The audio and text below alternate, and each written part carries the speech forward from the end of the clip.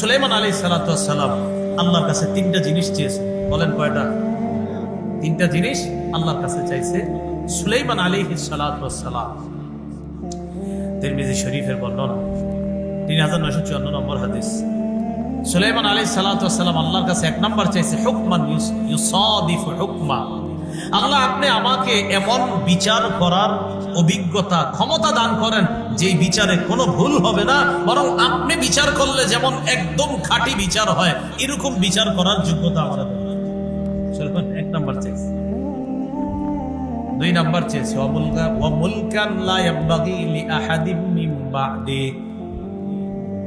আল্লাহর কাছে বলেছেন, আল্লাহ আপনি আমাকে এমন রাজত্ব দান করেন যে রাজত্ব আমার পর আর কাউকে আপনি দিবেন না। সুলাইমান নবীরে আল্লাহ বিচার করার যোগ্যতাও এমন দিয়েছেন, এমন রাজত্ব দিয়েছেন। সুলাইমান নবী মানুষের রাজা হওয়ার পাশাপাশি পশু পাখির রাজা পর্যন্ত আল্লাহ তাকে বানায়া দিয়েছেন। রাজত্ব পিঁপড়ার ভাষা বুঝছে, ওয়াউল্লিমনা মানতিকাত তাইর, পাখির ভাষা বুঝছে, সব বুঝছে। তিন নাম্বার সুলাইমান নবী দোয়া করলেন, আল্লাহ আমি আপনার কাছে চাই কেউ যদি এই বাইতুল মুকাদ্দাসে আসে, লা ইউরিদু ইল্লা সালাতাল মাকতুবাতা ফিহা,